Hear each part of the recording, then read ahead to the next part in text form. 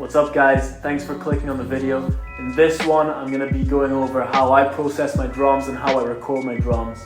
All the mixing part I'm going to leave for a later video. So this is part 1 of how I make my drums. Part 2 will go over what compression I use, how I add reverb, how I arrange the dynamics of the drums. But for now I'm going to be focusing just on the rhythm. So yeah, sit back guys, grab some snacks and drink and enjoy the video. Catch you later. Okay guys, so to start off with, I have a really simple chord sample pulled up into one of the tracks here. So let's just go hear that.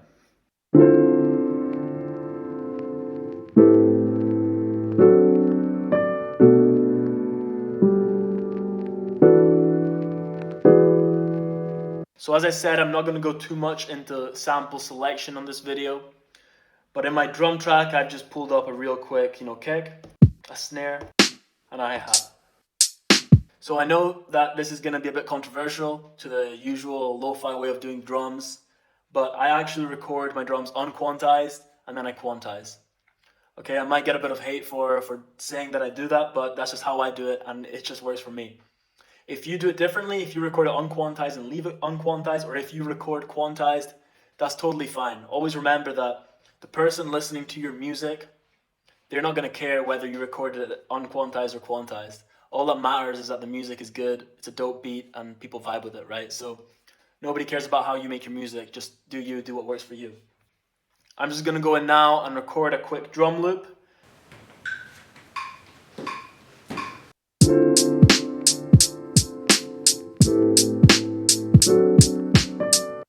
Okay, so to be fair, it already sounds pretty good. I'm actually quite proud of that take.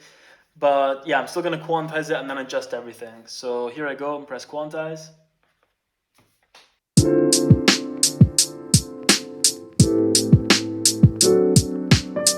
So really dead, doesn't sound good at all. And yeah, now we're going to go in, adjust everything and give it all a nice swing. So I like to work with my hi-hats first because I really feel like the hi-hat rhythm gives the beat, the vibe and the feeling in the drums. So let's go ahead and mute the kick and the snare so we can just hear the hi-hat come through. All right.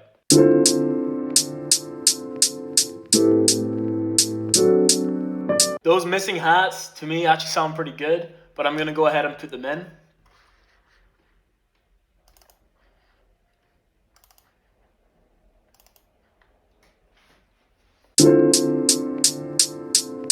All right, very standard quantized hi-hat rhythm.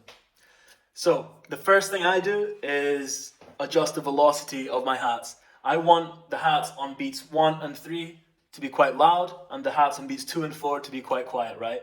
So instead of going ta ta ta, it's kind of like ta ta ta ta ta ta. Okay? I know there's really quick ways of doing this. I could just highlight all the notes I want and just adjust them all together at the same time. But I like to do things slowly. I like to do things one note at a time.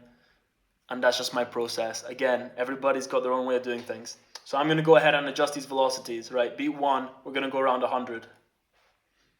That's already at 100, perfect. A bit too loud. And this doesn't need to be exactly 100 for each beat, of course. You still want it to sound a bit, that's the wrong one. You still want it to sound a bit humanized. So between 90 and 115, I reckon, something like this. These are all quite perfect, actually. All right. So now that my hats on beats 1 and 3 are quite loud, I'm going to put the hats on beats 2 and 4 at around 50. So let's go do that. 40 to 50.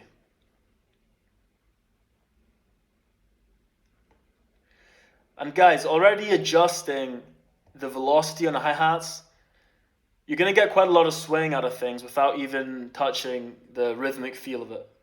You'll be quite surprised about how velocity can adjust the rhythm of your drums, even though you're not actually changing any of the tempo related stuff.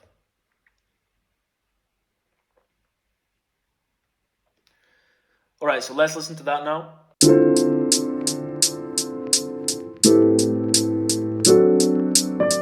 So already quite swinging, a bit better than before.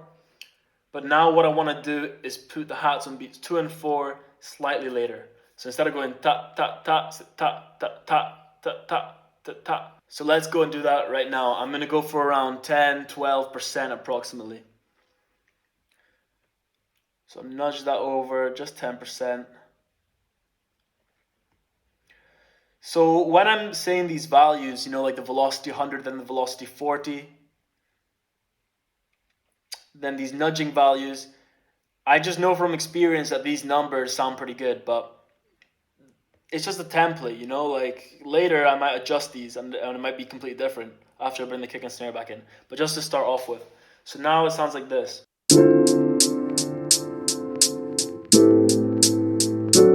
Alright, very, very slight swing, subtle swing there. And okay, now I'm going to take my snare in.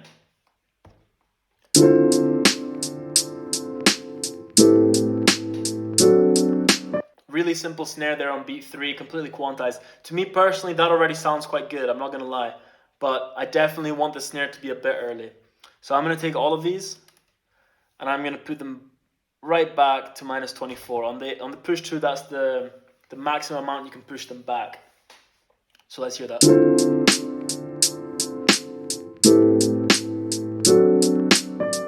Putting the snare early really gives it that early feel that kind of makes you nod a bit earlier than you're supposed to, And if you wanted to make it even earlier, take those off and put them the beat before, and then put them late.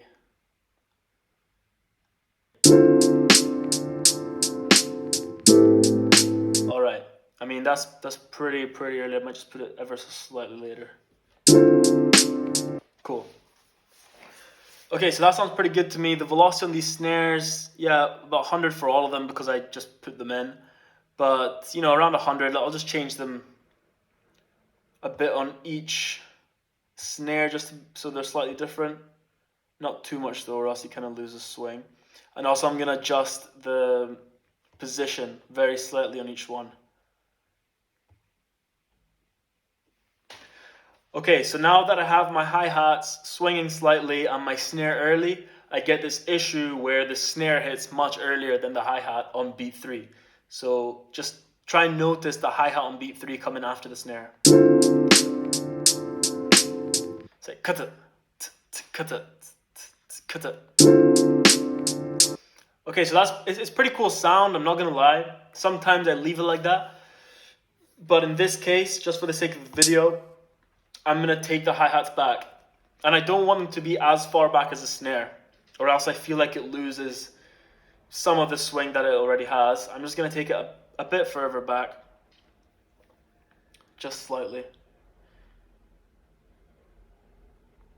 And let's go ahead and hear that now. Yeah, maybe push it back forward slightly. Again, you just mess with this until you get the sound you're looking for. So at this point, I take the kick back in.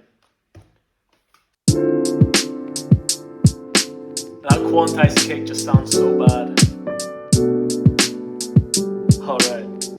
My kicks on the ones, I actually like completely quantized and hitting quite loud, just so they introduce the drum rhythm. So boom, 4, boom. So on this particular track, I don't have ghost notes on my snare, and I don't have ghost notes on my hi-hat. So the kick ghost notes are going to play a really important part in giving this drum rhythm swing. So let's go ahead and adjust those. The first one is here, just before the snare. And I like my ghost notes to be quiet, so you can feel them, but you can't necessarily hear them completely. So I'm going to put that down to around 50. Just lowering the velocity here.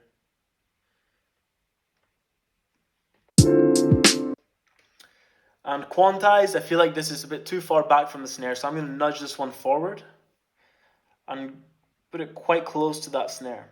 I'm going to exaggerate it and then move back. So that's really, really close. That sounds cool, but I'm going to put it a bit back.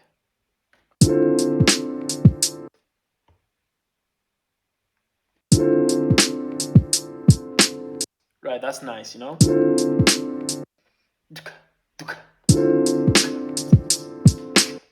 Okay, the second ghost note here is just before the 1.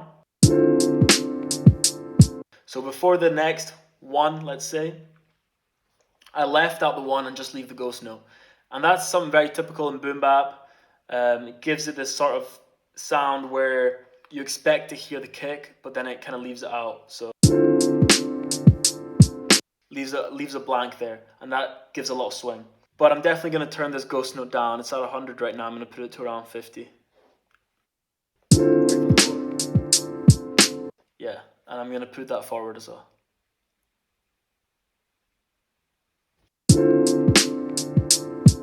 Yeah. If you add the 1 in there, it still sounds dope, you know? Boom, boom.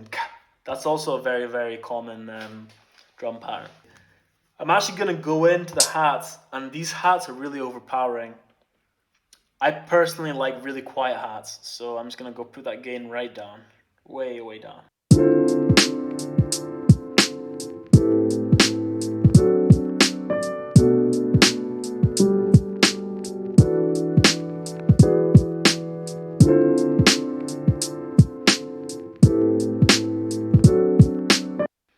You know, so I'll show you some stuff that you can add, some simple tricks to maybe give your beats slightly more movement.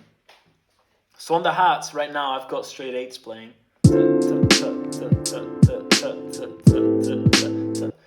But maybe I can add a 16th in somewhere in between these. So maybe, I don't know, on the first bar after beat 3. Sorry, beat 4 here on the Ableton set.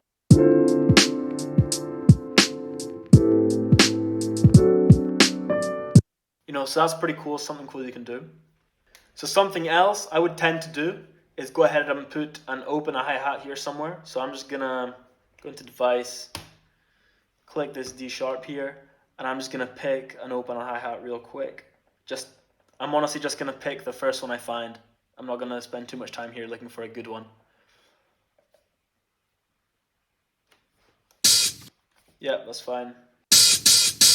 I like to put the open hi-hats usually before the snare, so here.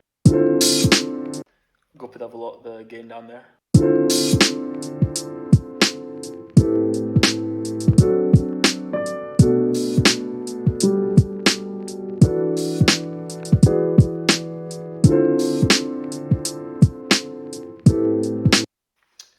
Okay guys, so as I said, I'm not going to go through any of the mixing process when it comes to my drums. I'm going to leave that for a part 2 of this video. For now, I'm going to leave it there. So I hope you guys enjoyed this video, and maybe there's a couple of tips and that you can, you know, incorporate in your beat production or your music production, whatever it is. And guys, don't forget to subscribe in the YouTube world. Follow me on Instagram. My links are down below. Check out my music on Spotify. It really helps me out and helps me grow the channel. And if there's any other video you'd like me to go through, any other tutorial, you know, leave it down in the comments. Let me hear what you like. Have a good week, guys. Catch you later.